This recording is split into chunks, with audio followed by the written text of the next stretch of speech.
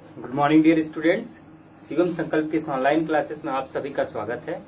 Dear students, हम लोग पढ़ रहे हैं अध्याय तीसरा और अध्याय तीसरे में कल की क्लास में हम लोगों ने छोटी छोटी कॉन्सेप्ट क्लियर किए थे, जैसे कि चाल क्या होता है, वेग क्या होता है, दूरी क्या होता है और विस्थापन क्या होता है। तो मैं थोड़े से समय के लिए आपको थोड़ा सा रिकॉल करा देता हूं कि कल हम लोगों ने क्या क्या पढ़ा था। सबसे पहले हम लोगों ने कल पढ़ा था कि दूरी क्या होता है, और दूरी जिसमें हम लोगों ने देखा था कि किसी वस्तु द्वारा तय किया गया कुल लंबाई क्या होता है, दूरी होता है।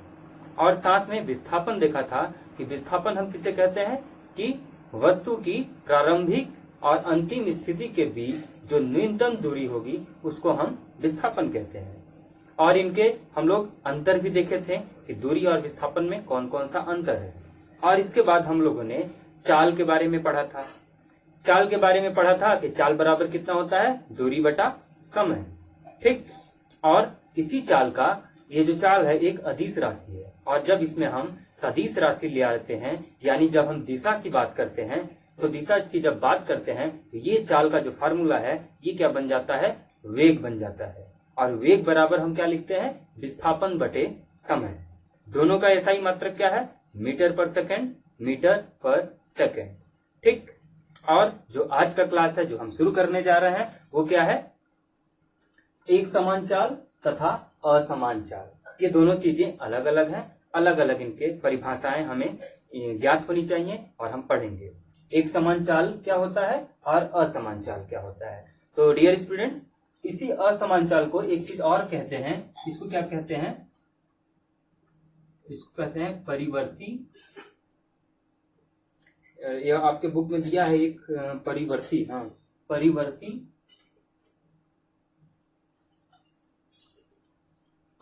चाल कहते हैं। ठीक, तो आप कंफ्यूज मत होइएगा, असमान चाल को ही क्या कहते हैं, परिवर्ती चाल। अगर इंग्लिश में हम बात करें तो इंग्लिश में इसको क्या बोलेंगे, यूनिफॉर्म स्पीड, और इसको बोलेंगे नॉन यूनिफॉर्म स्पीड, और परिवर्ती को वेरिएबल स्पीड। ठीक, तो यूनिफॉर्म स्पीड यानी जो एक समान चाल हो, ठीक, और वेरिएबल स्पीड यानी जो बदलता रहे, ठीक, हर समय पे कुछ न कुछ उसकी चाल बदलती रहे, तो तब उसे हम कहते हैं परिवर्ती चाल। ठीक, तो दोनों चीजों को हम समझते हैं, पहले कॉन्सेप्ट क्लियर करते हैं, इसके बाद इनके हम परिभाषाएं लिखेंगे। राइट, तो चलिए समझते हैं। अब देखिए, सबसे पहले कोई आदमी है, यहां मान लीजिए ए बिंदु पे कोई आदमी है, यहां से चलना स्टार्ट किया ये। अब इसने क्या किया, और यहां से यहां तक चला 5 सेकंड में, 5 सेकंड में ये चला 10 मीटर। ठीक, और फिर से 5 सेकंड में ये चला, फिर से चला 10 मीटर, और फिर 5 सेकंड में चला 10 मीटर। हम ये इस फिगर में ये चीज देख पा रहे हैं कि हर अंतराल में, हर समय में जो 5-5 सेकंड का गैप है, हर 5 सेकंड में वो कितनी दूरी चल रहा है, कितनी दूरी चल रहा है, 10 मीटर का। ठीक, ना तो समय बदल रहा है और ना ही उसकी दूरी बदल रही है। अब एक दूसरा फिगर देखिए आप, दूसरे फिगर में, इस बी फिगर में देखिए आप कि कोई दूरी, हम कोई आदमी मान लीजिए इस दूरी को कवर कर रहा है, और ये 5 सेकंड में 5 सेकंड, ठीक, यहां देख रहे हैं ये भी 5 सेकंड है, और ये भी समय अंतराल 5 सेकंड ही है, और यहां भी समय अंतराल 5 सेकंड ही है। ठीक, तो इस फिगर में आप देखेंगे कि यहाँ पे ये 5 सेकंड में तो 10 मीटर की दूरी कवर कर रहा है, 10 मीटर चल रहा है, और दूसरे में जब 5 सेकंड और बीता तो ये 12 मीटर चल रहा है। ठीक, और फिर 5 सेकंड में ये अपनी रफ्तार बढ़ा दिया और 14 मीटर चल रहा है, और इस तरीके से ये बढ़ता गया, और हो सकता है कि इधर जाके ये 8 मीटर भी चले। ठीक, तो हम इसमें, इस दोनों फिगर में क्या देख सकते हैं, इन दोनों फिगर में हम ये चीज नोटिस करेंगे कि हर अंतराल, जो समय का अंतराल है वो बराबर है, 5 सेकंड 5 सेकंड 5 सेकंड। नीचे वाले फिगर में भी आप देख सकते हैं कि समय का अंतराल बराबर है, 5 सेकंड 5 सेकंड 5 सेकंड। मगर पहले वाले फिगर में क्या हो रहा है कि यहाँ पे ये हर 5 सेकंड में 10 मीटर की दूरी कवर कर रहा है, लेकिन दूसरे फिगर में क्या हो रहा है कि हर 5 सेकंड में ये अपनी दूरी को बदल दे रहा है।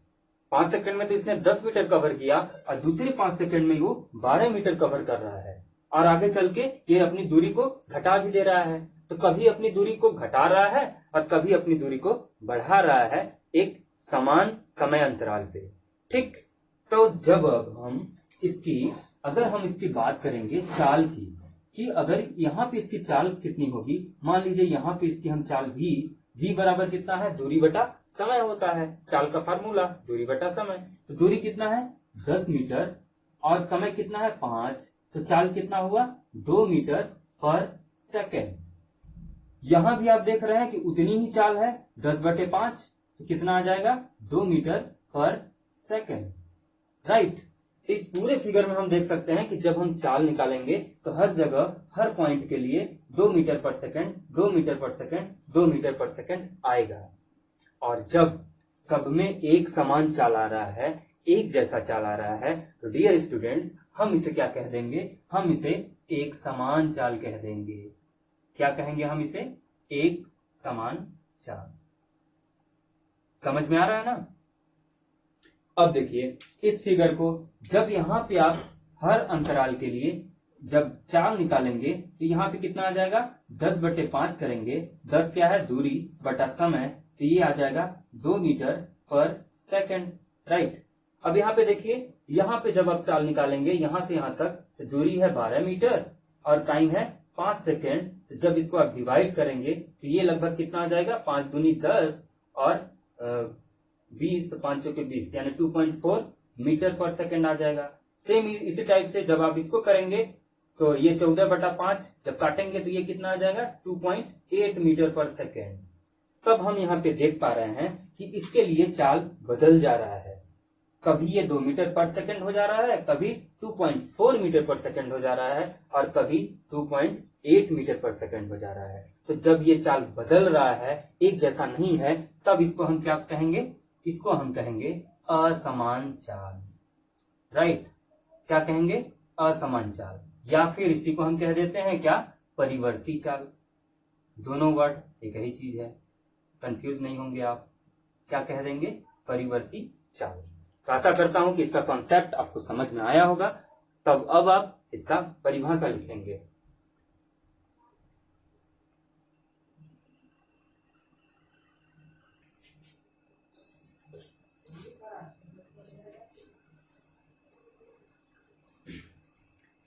परिभाषा नोट कीजिए आप लोग, एक समान चाल का और असमान चाल का। एक समान चाल का परिभाषा क्या लिखेंगे कि जब कोई वस्तु समान समय अंतरालों में समान दूरियां तय करती है, तब वस्तु की चाल एक समान चाल कहलाती है। अगर यहाँ पे चमक रहा होगा लाइट की वजह से, तो मैं बोल रहा हूं तो इसको सुन के भी आप लिख सकते हैं। राइट, अब देखिए असमान चाल की परिभाषा आप क्या लिखेंगे कि जब कोई वस्तु समान समय अंतरालों में अलग अलग दूरियां तय करती है, तब वस्तु की चाल क्या कहलाती है, असमान चाल कहलाती है।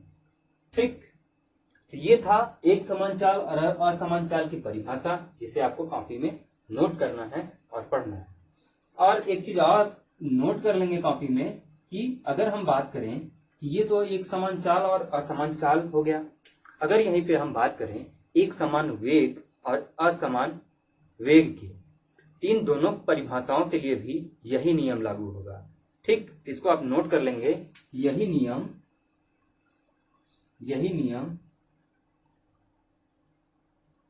एक समान वेग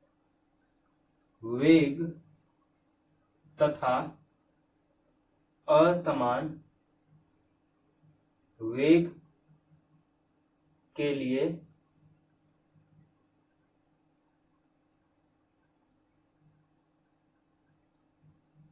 होगा। ठीक, इसको आप नोट कर लेंगे कि यही नियम एक समान वेग तथा असमान वेग के लिए होगा। ठीक, अब इसको आप चाहें तो इसका परिभाषा आप खुद से लिख लीजिएगा कॉपी में कि एक समान वेग या फिर असमान वेग को क्या कहेंगे, लेकिन परिभाषा आप लिखते नहीं है अलग से, फिर भी कोई दिक्कत नहीं है, क्योंकि आपको कॉन्सेप्ट तो क्लियर हो ही गया है कि असमान चाल और एक समान चाल क्या होता है। जब चाल का कॉन्सेप्ट क्लियर है तो वेग का कॉन्सेप्ट तो आप लिख ही लेंगे। अंतर क्या होगा कि इसमें अंतर बस इतना सा होगा एक समान वेग में कि इसमें वस्तु समान रूप से क्या होगी, विस्थापित होगी, क्योंकि वेग का फार्मूला होता है विस्थापन बटे समय। इसमें जब वस्तु चलेगी तो समान समय अंतरालों में क्या होगा, समान रूप से विस्थापित होगी। ठीक, एक समान वेग में क्या होगा कि वस्तु समान रूप से विस्थापित होगी, और असमान वेग में क्या हो जाएगा कि वस्तु असमान रूप से विस्थापित होती है। यहां भी कर सकते हैं होती है, ये मैं आपको बस समझने के लिए लिख दे रहा हूं। ठीक, असमान वेग में क्या होगा कि वस्तु असमान रूप से विस्थापित होती है, और एक समान वेग में क्या होगा कि वस्तु समान रूप से विस्थापित होती है समान समय अंतरालों में। तब हम उसको एक समान वेग कह देते हैं, और दूसरी कंडीशन में उसको हम असमान वेग कह देते हैं। तो आप लिख लीजिएगा इसको। ठीक, अब आगे बढ़ते हैं। इसको मैं मिटा रहा हूं।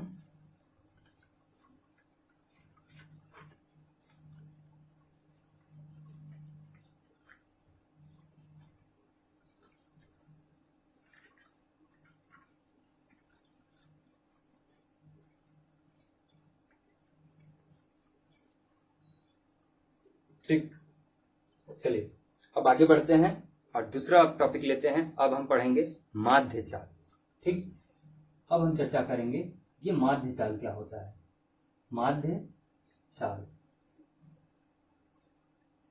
माध्य चाल जिसको इंग्लिश में अगर बात करें तो इंग्लिश में हम इसको क्या बोलते हैं, एवरेज स्पीड। इंग्लिश में क्या बोलते हैं इसको, एवरेज स्पीड बोल देते हैं। ठीक, तो अब हम इसकी चर्चा करते हैं। सबसे पहले हम कॉन्सेप्ट क्लियर करेंगे और इसके बाद परिभाषाएं देखेंगे, फार्मूलाज देखेंगे। राइट, तो चलिए कॉन्सेप्ट क्लियर करते हैं पहले। मान लीजिए कि मैं बीजपुर से जब बभनी जाता हूं तो मुझे 1 घंटे का समय लगता है। 1 घंटे का समय लगता है यानी 60 मिनट का समय लगा। ठीक, तो यदि मैं आपसे पूछूं कि मेरी चाल कितनी होगी, मैं कितनी रफ्तार से जा रहा हूं वहां पे, हमारी चाल क्या होगा, तो आप कहेंगे कि चाल का फार्मूला कितना होता है, दूरी बटा समय। और बीजपुर से बभनी कितना दूर है, 40 किलोमीटर। राइट, तो यदि मुझे 40 किलोमीटर जाने में 1 घंटा समय लग रहा है तो इसकी चाल कितनी हो जाएगी, 40/1। तो 40/1 करेंगे आप तो क्या निकल जाएगा, उसका दूरी निकल जाएगा, चाल निकल जाएगा कि कितनी रफ्तार से मैं चलता हूं। तो 40/1 किलोमीटर आप करेंगे तो कितना आ जाएगा, 40 किलोमीटर पर आवर। तो मेरी चाल कितनी हुई, 40 किलोमीटर पर आवर। ठीक, अब देखिए दूसरी कंडीशन। अब एक चीज और कि 40 किलोमीटर पर आवर तो मैं पहुंचा, ठीक है, लेकिन जब मैं बाइक से चला तो मेरे बाइक में जो स्पीडोमीटर लगा है, स्पीडोमीटर समझ रहे हैं आप ना, जो मीटर बताता है कि आप कितनी रफ्तार से चल रहे हैं, तो स्पीडोमीटर में ये हमें 40 किलोमीटर लिखा नहीं आएगा, 40 किलोमीटर पर आवर लिखा नहीं आएगा। ये बदलता रहता है, कभी कुछ दिखाएगा, कभी 20 किलोमीटर, कभी 40 किलोमीटर, कभी 60 किलोमीटर प्रति आवर। ठीक, ऐसा दिखाता है। राइट, तो आप भी जब बाइक चलाते होंगे तो आप लोगों ने नोटिस किया होगा कि जब आप तेजी से बाइक से जा रहे हैं, अचानक से मान लीजिए वहां पे कोई आ गया, सामने एक बच्चा आ गया दौड़ता हुआ, आपने ब्रेक लगाया, तो जैसे ही आपने ब्रेक लगाया गाड़ी की स्पीड तुरंत कम हो गई, और तुरंत कम होकर कितना दिखाने लगा कांटा में, कांटा यानी स्पीडोमीटर में आपके 20 kilometre per hour, 10 kilometre per hour. ठीक, अब एक कंडीशन तो ये हुआ। दूसरा कंडीशन में ये हुआ कि जब रास्ता आप खुला पाते हैं तो पूरा एक्सीलेटर मोड़ देते हैं, जब पूरा एक्सीलेटर मोड़ देते हैं तो पूरा रफ्तार बढ़ जाता है। तब जाके कांटा कहां पहुंचा, 70 kilometre per hour, 80 kilometre per hour दिखाने लगा आपके स्पीडोमीटर में। क्यों शिवम, ऐसा ही ना करते हो? ठीक, इतनी रफ्तार ना चलाया करो। तो ये जो 20 किलोमीटर पर आवर, कभी 70 किलोमीटर पर आवर हमारे बाइक में स्पीडोमीटर हमें बता रहा है, तो यहाँ पे क्या ये 40 किलोमीटर पर आवर बता रहा है? नहीं बता रहा है। लेकिन जब हम अंतिम में जब पहुंचे वहां पे बीजपुर से बभनी, तो हमें कितना समय लगा, 1 घंटा लगा। तो हम कहेंगे कि 40 किलोमीटर पर आवर की रफ्तार से मैं वहां पहुंचा। ठीक, तो ये 40 किलोमीटर और 1 घंटे में कौन सा संबंध है, तो ये इसका जो संबंध है इसी को हम बोलते हैं माध्य चाल। ठीक, तो माध्य चाल हम पढ़ते क्यों हैं? माध्य चाल हमें जरूरी इसलिए है कि इससे हमें समय का मापन करने में मदद मिलती है। ठीक, समय का मापन यानी आप देखें कि 40 किलोमीटर मैं यात्रा कितने आवर में कर रहा हूं, 1 घंटा में कर रहा हूं, यानी उसकी चाल कितनी हुई, 40 किलोमीटर प्रति आवर। अब यदि हमें पता है कि 40 किलोमीटर प्रति आवर हमारी रफ्तार है, तो अगर हमें 400 किलोमीटर जाना हुआ तो आप आसानी से बता देंगे कि हमें कितना समय लगेगा। अगर 40 किलोमीटर जाने में मुझे 1 घंटा लग रहा है और इसका मतलब 400 किलोमीटर जाने में मुझे कितना समय लगेगा, 10 घंटे का लगेगा। ठीक, अब आपके दिमाग में एक कंफ्यूजन क्रिएट हो रहा होगा कि सर ये जो था कि जो हमारा speedometer 20 kilometre per hour 70 kilometre our कभी कभी दिखा रहा था, ये कौन सी चाल कहलाएगी, ये तो माध्य चाल नहीं हुआ, ये तो औसत चाल नहीं हुआ। तो डियर स्टूडेंट्स, इस चाल को हम बोलते हैं तात्क्षणिक चाल। क्या बोलेंगे, तात्क्षणिक चाल। ठीक, तात्क्षणिक चाल किसे कहते हैं कि किसी विशेष क्षण में वस्तु द्वारा की जाने वाली गति क्या कहलाती है, तात्क्षणिक चाल कहलाती है। तो अगर आपको नोट करना होगा कहीं पे तो इसको नोट कर लीजिएगा। मैं बोल दे रहा हूं कि किसी वस्तु द्वारा तय किया गया किसी विशेष क्षण में उस वस्तु की चाल कहलाती है तात्क्षणिक चाल। तो जो आपका स्पीडोमीटर यानी बाइक में जो स्पीडोमीटर लगा हुआ है आपके, वो क्या दिखाता है, तात्क्षणिक चाल दिखाता है, इंस्टेंटेनियस स्पीड हमें दिखाता है। ठीक, आप ये कभी मत कहिएगा कि वो हमें माध्य चाल बताता है। क्या बताता है, वो हमें हमेशा क्या बताता है, तात्क्षणिक चाल बताता है। तात्क्षणिक चाल यानी उस विशेष क्षण में आपकी चाल क्या है। और इसको ज्ञात करने के लिए हम क्या करते हैं कि एक सूक्ष्म दूरी ले लेते हैं जिसको हम ds दिखाते हैं, और एक छोटा सा समय अंतराल लेते हैं जिसको हम dt दिखाते हैं, और v बराबर ds/dt ये फार्मूला है किसका, तात्क्षणिक चाल का। ठीक, तो अगर नोट करना है कहीं पे तो आप नोट कर सकते हैं, कोई प्रॉब्लम नहीं है इसमें। ठीक, अब हम बात करते हैं परिभाषा की कि माध्य चाल क्या होता है, और जो कि माध्य चाल को ही हम क्या बोलते हैं, एक और नाम से जानते हैं, क्या, औसत चाल। तो आप कभी भी कंफ्यूज मत होइएगा कि औसत चाल और माध्य चाल अलग अलग है, नहीं, दोनों चीज एक ही है, औसत चाल और माध्य चाल। तो इसकी परिभाषा हम लिख लेते हैं कि किसी वस्तु द्वारा तय की गई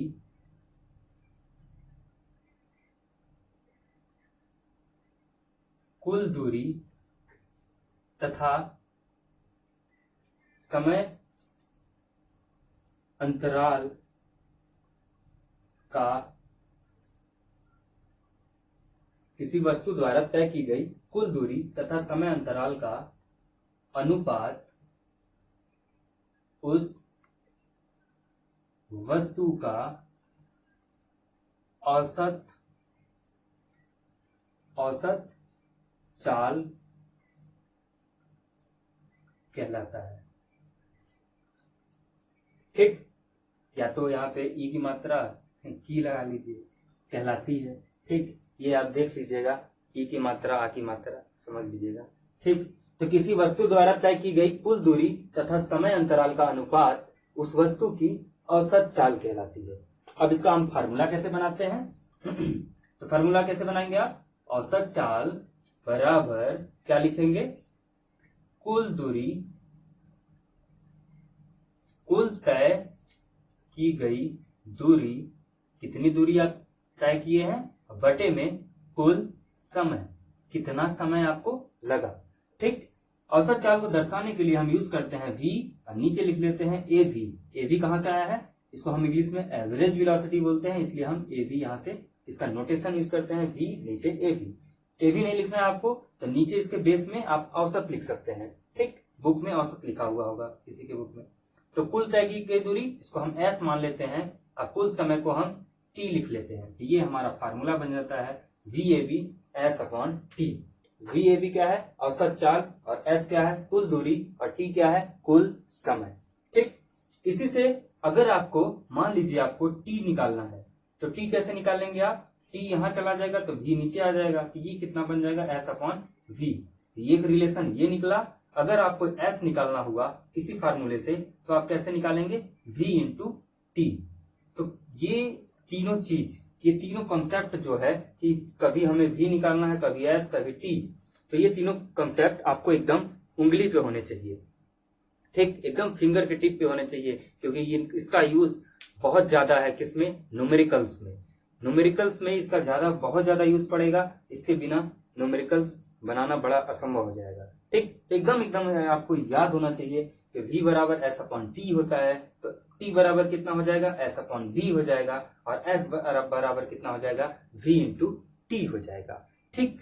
s क्या है, s दूरी है, और t क्या है, समय है, और v क्या है, चाल है।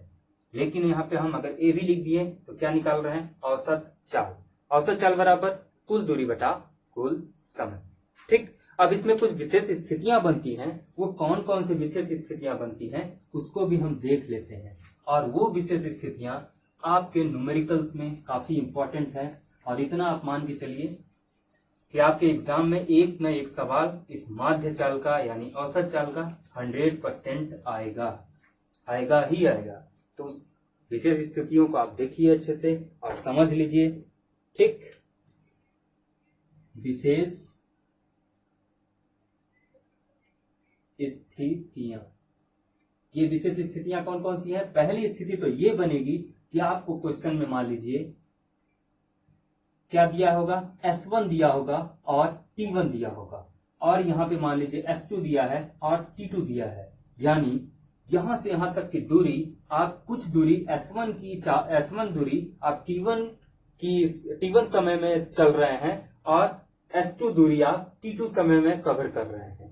तो जब ये दूरी आप चल रहे हैं और इसके लिए आपको जब औसत चाल निकालना होगा, तो औसत चाल का फार्मूला होता है कुल दूरी बटा कुल समय, राइट। अब हमारे पास दूरी दिया हुआ है और समय भी दिया हुआ है, तो आप क्या करेंगे, S1 plus S2 upon T1 plus T2 कर देंगे। तो ये आ गया हमारा औसत चाल। कब, किसके लिए, उस कंडीशन में जब हमें S1 दिया हो और टाइम दिया हो, यानी जब हमें दूरी दिया हो और समय दिया हो, तब औसत चाल हम निकालने के लिए कुल दूरी को और कुल समय को जोड़ देंगे, तो हम क्या निकाल लेंगे, औसत चाल निकाल लेंगे, ठीक। अब देखिए, अब हम दूसरा स्थिति देखते हैं। आप नीचे नोट कर लीजिएगा कॉपी के। सेकंड स्थिति क्या बनती है, मान लीजिए यहां से यहां तक की दूरी है, और यहां से यहां तक आप V1 की रफ्तार से गए। V1 क्या है, चाल है। V1 चाल की रफ्तार से गए और T1 समय लगा, और यहां से यहां तक की दूरी V2 चाल की रफ्तार से गए और T2 समय लगा। और आपसे पूछ लेगा कि औसत चाल ज्ञात कीजिए। औसत चाल ज्ञात करने के लिए हमें क्या चाहिए, कुल दूरी चाहिए और कुल समय चाहिए। क्या हमारे पास है, नहीं। हमारे पास समय तो है, मगर क्या नहीं है, हमारे पास दूरियां नहीं है। ये क्या है, चाल है। तो हमने अभी फार्मूला देखा था कि S अगर हमें निकालना है तो S1 बराबर हम कैसे निकालेंगे, V1 T1 मल्टीप्लाई कर देंगे। V बराबर S अपॉन T होता है, तो S बराबर V इंटू टी हो जाएगा। इसी टाइप से S2 बराबर कितना हो जाएगा, V2 इंटू T2 हो जाएगा। अब औसत चाल आप आसानी से निकाल सकते हैं, S1 प्लस S2 कुल दूरी बटा T1 प्लस T2 कुल समय। S1 कितना निकाले हैं आप, V1 T1 प्लस S2 कितना निकाले हैं, V2 into T2 upon T1 plus T2, right. ये निकला हमारा कंडीशन। न्यूमेरिकल्स में हम इसका यूज करेंगे, कब यूज करेंगे, जब हमें V1 दिया हो यानी चाल दिया हो और समय दिया हो, अलग अलग चाल दिया हो, अलग अलग समय दिया हो, तब हम आसानी से क्या कर लेंगे, सभी उसके V1 T1 से S1 निकाल लिए, V2 T2 से S2 निकाल लिए, दूरियां को जोड़ दिए, समय को जोड़ दिए, और फार्मूला बन गया V1 T1 plus V2 T2 upon T1 plus T2, right, ठीक। तो आपको इस पूरे कॉन्सेप्ट को एकदम दिमाग में बैठाना है। अब एक तीसरी कंडीशन क्या बनती है उसको भी हम देख लेते हैं। एक थर्ड स्थिति ये बन जाती है, आप नीचे नोट करते जाएंगे 1 बाई 1। चलिए अब एक तीसरी स्थिति देखते हैं। ये तीसरी स्थिति अब क्या बनती है, ठीक। तो डियर स्टूडेंट, तीसरी स्थिति ये बनती है कि मान लीजिए आपको ये दूरी है और आपको क्या दिया है, S1 दिया है और V1 दिया है और यहाँ पे S2 दिया है और V2 दिया है। अब आपको औसत चाल पूछ रहा है। S1 S2 क्या है, ये दूरी है, और V1 V2 क्या है, उसका चाल है। तो हमें औसत चाल निकालने के लिए क्या चाहिए, समय चाहिए। तो समय निकालने के लिए सबसे पहले हम T1 निकालेंगे। तो T1 कैसे निकालेंगे, तो चाल बराबर होता है दूरी बटा समय। तो समय बराबर कितना हो जाएगा, समय बराबर कितना हो जाएगा, दूरी बटा v। ठीक, तो ये हो जाएगा S1 अपॉन V1। इसी टाइप से T2 कितना हो जाएगा, S2 अपॉन V2। ठीक, तो औसत चाल कितना हो जाएगा, VAB कितना हो जाएगा, कुल दूरी हमारे पास है S1 प्लस S2 और ये समय, कुल समय कितना, T1 प्लस T2। अब आप वैल्यू को पुट कर दीजिए, S1 प्लस S2 कुल दूरी, और T1 कितना निकाले हैं, S1 upon V1 plus S2 upon V2। एक रिलेशन हमारे पास ये आ गया। तो कुल मिला के कितनी स्थितियां बनी, 3 स्थितियां बनी। एक स्थिति क्या बनेगा कि आपको ये दूरी दिया होगा और समय दिया होगा। दूसरी स्थिति क्या बनेगा कि आपको ये समय दिया होगा, चाल दिया होगा, तो उसमें हम दूरी निकाल लेंगे। और तीसरी स्थिति ये बनेगा कि चाल दिया होगा और दूरी दिया होगा। तो तीनों कंडीशन में कौन कौन से फार्मूले बनेंगे आप देख सकते हैं। ठीक, अब ये कोई जरूरी नहीं कि मैं यहाँ पे केवल S1 S2 निकाल रहा हूं, तो ऐसा नहीं तो कि केवल 2 ही दूरियों के लिए है ये नहीं डियर स्टूडेंट्स। ये ऐसे बहुत सारे बढ़ते चले जाएंगे, S1 S2 S3 बहुत सारे बढ़ेंगे, तो आप सबको ऐसे ही जोड़ लेंगे, कुल दूरी बटा कुल समय। ठीक, इस तरीके से आप विस्थापन निकालेंगे। और अभी भी आपको कॉन्सेप्ट क्लियर नहीं हुआ है तो चलिए एक न्यूमेरिकल लेते हैं छोटा सा, तो आपको ज्यादा आसानी होगा कि मैं ये सब सारी चीजें हम पढ़ क्यों रहे हैं। ठीक, तो चलिए एक न्यूमेरिकल करते हैं छोटा सा, उससे आपको पूरा कॉन्सेप्ट क्लियर हो जाएगा कि इसका यूज कैसे है। तो चलिए एक न्यूमेरिकल देखते हैं कि एक कार आधी दूरी 40 किलोमीटर पर आवर की रफ्तार से चल रही है और शेष दूरी 60 किलोमीटर पर आवर की चाल से तय करती है। ठीक, आधी दूरी 40 किलोमीटर पर आवर और शेष दूरी 60 किलोमीटर आवर की चाल से तय करती है। तो हमें क्या ज्ञात करना है, तो यदि मान लीजिए कि दूरी समान है, आधी दूरी एक जितनी होगी उतनी दूरी, बची हुई दूरी समान है, तो हमें यदि दूरी समान है तो माध्य चाल, या फिर ऐसा बोल देगा कि औसत चाल, माध्य चाल औसत चाल एक ही चीज है, औसत चाल ज्ञात कीजिए। तो चलिए हम ज्ञात करते हैं। हमारे पास क्या दिया है, चाल दिया है, V1 दिया है कितना, 40 किलोमीटर पर आवर। ठीक, V2 दिया है कितना, 60 किलोमीटर पर आवर।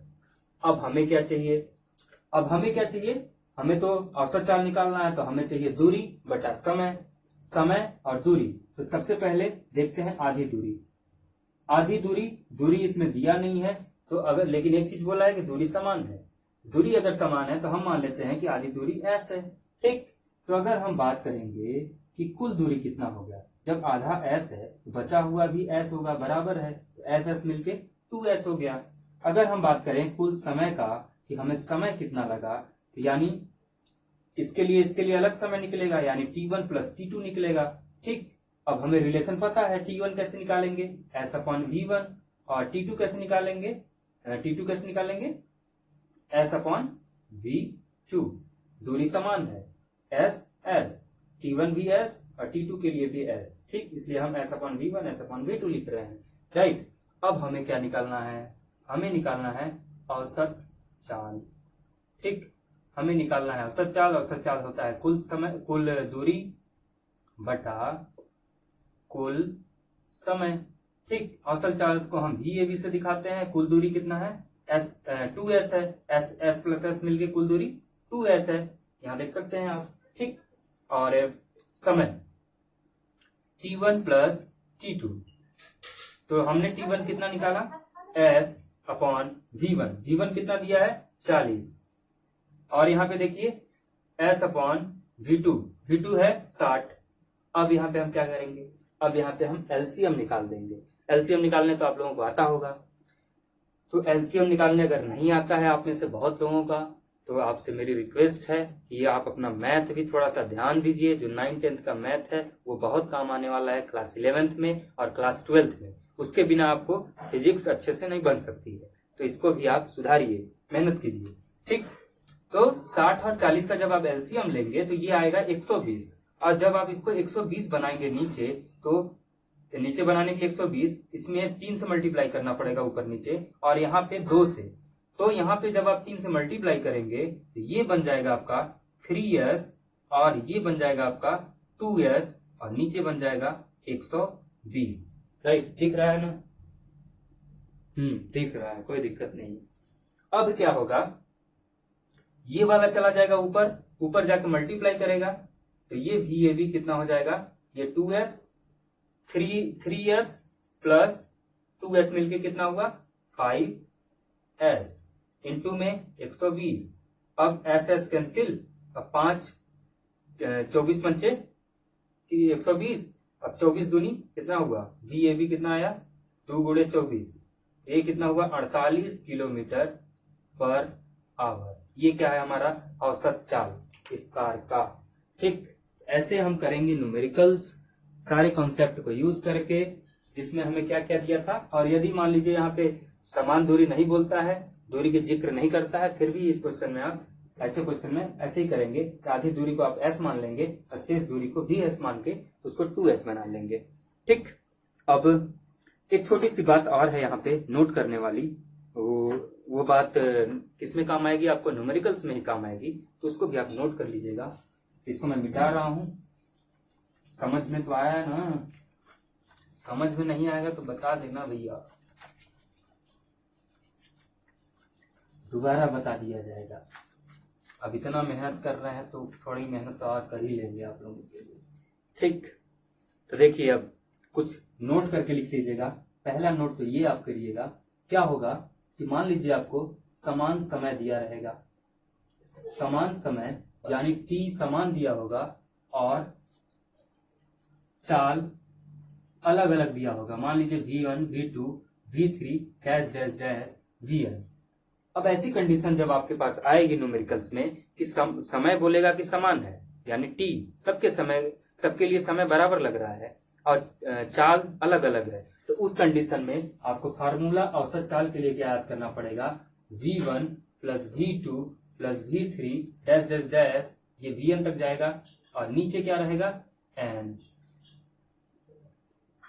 n क्या है, किससे आप डिवाइड करेंगे, तो आप डिवाइड करेंगे जितना यहाँ पे चाल लिखेंगे उतने गिन के आप n से। मान लीजिए यहाँ पे 3 तक अगर चाल लिखते हैं तो नीचे 3 से डिवाइड करेंगे। चाल आपके पास 4 है तो नीचे n का मान 4 रख देंगे। चाल आपके पास 5 है तो n का मान 5 रख देंगे। और ये कंडीशन कब अप्लाई करेंगे, जब आपको समान समय दिया होगा और चाल अलग अलग दिया होगा तब। दूसरी कंडीशन ये बनती है, दूसरी कंडीशन ये आप नोट कर लीजिएगा कॉपी में, कि आपको बोलेगा कि दूरी समान है, दूरी समान है यानी s क्या होगा, समान होगा, और चाल दिया रहेगा अलग अलग, मान लीजिए v1, v2, v3 dash dash dash vn। तो इस केस में आपको औसत चाल ऐसे निकालनी पड़ती है, 1/VAB लिखेंगे बराबर 1/n और ब्रैकेट में 1/V1 plus 1/V2 plus 1/V3 dash dash dash plus 1/Vn। ये जो कॉन्सेप्ट हम यहाँ पे दो बताए हैं आपको, ये दोनों कॉन्सेप्ट आपको काम देंगे किसमें, न्यूमेरिकल्स में। ठीक, अब तो आज के क्लास में हम लोगों ने डीपली अध्ययन किया, अच्छे से पूरा जाना किसको, माध्य चाल को। अगर मैं यहीं पे बात करूं कि माध्य वेग क्या होता है, तो माध्य वेग की परिभाषा आप अपने आप से खुद से बना लीजिएगा। माध्य वेग आप किसे कहेंगे, जो उसमें दूरी की बात नहीं की जाएगी, किसी क्या बात की जाएगी, विस्थापन की बात की जाएगी। तो वो भी छोटा सा कॉन्सेप्ट मैं आपको समझा के जाऊंगा, इस क्लास को तभी मैं समाप्त करूंगा। माध्य चाल क्या, माध्य वेग क्या कहता है, मान लीजिए यहां तक यहाँ जाने में आपको t समय लगा, t1 समय लगा, और दूरी आपने कितना कवर किया, s1 कवर किया। ठीक, कहां से, इस पॉइंट से, ए बिंदु से, और आप यही दूरी आप S2 दूरी अब आप T2 समय लेकर कर रहे हैं, ठीक। यानी कुल दूरी कुल विस्थापन यही होता है ना। ये T1 अपॉन S1 लिए और यहाँ पे क्या है T2 अपॉन S2। मतलब आप कहीं गए, अगर S1 दूरी कवर किए T1 समय लेकर और वापस लौट गए, S2 दूरी कवर किए फिर से T2 समय लेकर, तो अगर मैं वहां पे बात करूं कि आप मुझे औसत वेग बताइए, क्या बताइए, औसत वेग। औसत वेग का फार्मूला क्या होगा, विस्थापन, विस्थापन बटा समय। और विस्थापन क्या कहता है कि न्यूनतम दूरी, दो बिंदुओं के बीच न्यूनतम दूरी। अगर आप यहां से चले थे और वापस यहीं आ गए तो विस्थापन कितना होगा, 0। तो यहाँ पे औसत वेग कितना हो गया, 0 हो गया। तो इस टाइप से आप परिभाषा औसत वेग का बना लीजिएगा, ठीक। कुछ नहीं चेंज करना है, थोड़ा सा चेंज करना है, विस्थापन, ठीक, विस्थापन बटा समय, तो वो बताएगा हमें औसत वेग। तो राइट, इसी के साथ इस क्लास को समाप्त करते हैं। धन्यवाद।